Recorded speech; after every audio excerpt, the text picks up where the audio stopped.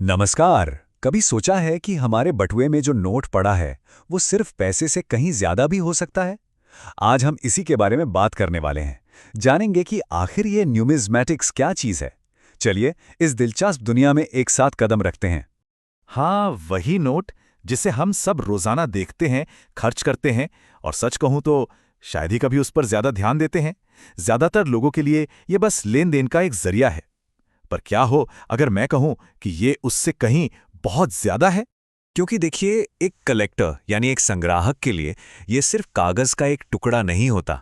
ये अपने आप में इतिहास है, राजनीति है, अर्थशास्त्र है और तो और कागज पर छपी एक खूबसूरत कला है। ये एक पूरी कहानी है जो पीढ़ियों से चली आ रही है और वो सब कुछ बस उस एक नोट में छिपा है। तो चलिए इसी बात को थोड़ा और समझते हैं। इस कमाल की फील्ड को एक नाम दिया गया है, न्यूमिज्मैटिक्स। आइए जानते हैं कि इसका असल में मतलब क्या होता है। पारंपरिक तौर पर देखें तो न्यूमिज्मैटिक्स का सीधा लेना देना सिक्कों से था। ये शब्द लैटिन के न्यूमिस्मा से बना है, जिसका मतलब ही होता है सिक्का। तो शुरू शुरू में ये सब कुछ बस मेटल के सिक्कों को समझने और उन्हें जमा करने तक ही सीमित था। लेकिन भाई, जैसे जैसे वक्त बदला वैसे वैसे हमारी करेंसी भी बदल गई और अब हमारे पास कागज के नोट हैं। तो अगर किसी की दिलचस्पी खासतौर पर इन नोटों में है तो उसके लिए भी एक खास शब्द है, नोटाफिली। ये कागजी मुद्रा के अध्ययन और कलेक्शन की स्पेशल फील्ड है। आज के समय में न्यूमिस्मैटिक्स का दायरा बहुत बड़ा हो चुका है। अब ये सिर्फ सिक्कों तक ही सीमित नहीं है। इसमें कागजी मुद्रा, टोकन, मेडल और असल में पैसे से जुड़ी कोई भी चीज सब शामिल है। ये करेंसी के हर रूप का एक बहुत बड़ा अध्ययन बन गया है। अब इस ग्लोबल हॉबी को जरा अपने देश के नजरिए से देखते हैं।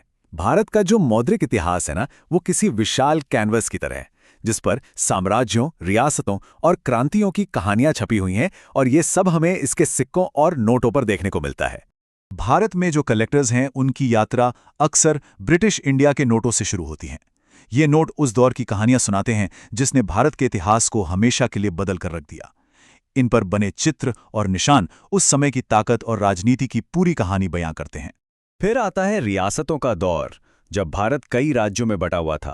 मिसाल के तौर पर हैदराबाद के निजाम ने अपने खुद के नोट छापे थे। ये नोट इस बात का एक मजबूत सबूत हैं कि कैसे उन राज्यों की अपनी एक अलग पहचान थी और कुछ हद तक अपनी आज़ादी भी थी। और हाँ, यहाँ सिर्फ अंग्रेजी नहीं थे। गोवा, दमन और दीव जैसे पुर्तगाली इलाकों ने भी अपनी करेंसी जारी की थी। इन नोटों को इकट्ठा करना ये कुछ ऐसा है जैसे भारत के पेचीदा औपनिवेशिक अतीत की पहेली के टुकड़ों को एक साथ जोड़ना। यह हमें याद दिलाता है कि यहाँ कई यूरोपीय ताकतों का असर था। तो देखा आपने, इनमें से हर एक नोट सिर्फ पैसा नहीं है। ये एक एकीकृत राष्ट्र बनने से पहले भारत के सफर के एक अलग चैप्टर को दिखाता है, जब उसकी अपनी एक सिंगल मॉनेटरी सिस्टम नहीं थी। अच्छा, इन सारी ऐतिहासिक कहानियों को सुनकर एक सवाल तो मन में आता ही है। क्या ये सिर्फ इतिहास और कहानियों से जुड़ा एक शौक है या फिर ये एक इन्वेस्टमेंट भी हो सकता है?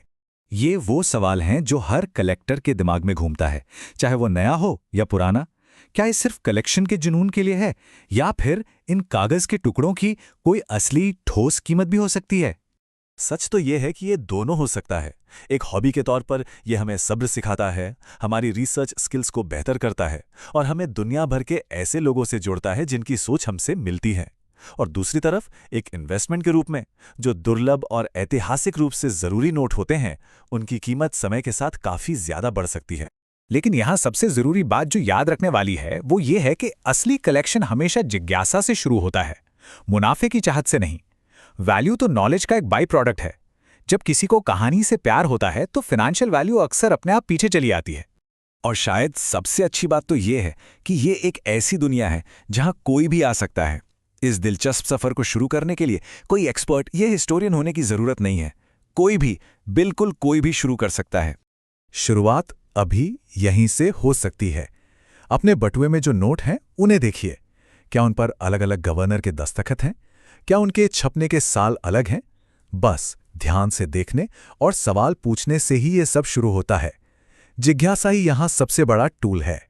और एक बात हमेशा याद रखनी चाहिए, हर बड़ा कलेक्टर जिसके पास आज नायाब चीजों का खजाना है, उसने भी कभी एक ही नोट से शुरुआत की थी, शायद बिल्कुल वैसे ही नोट से जो अभी हमारे बटुए में है।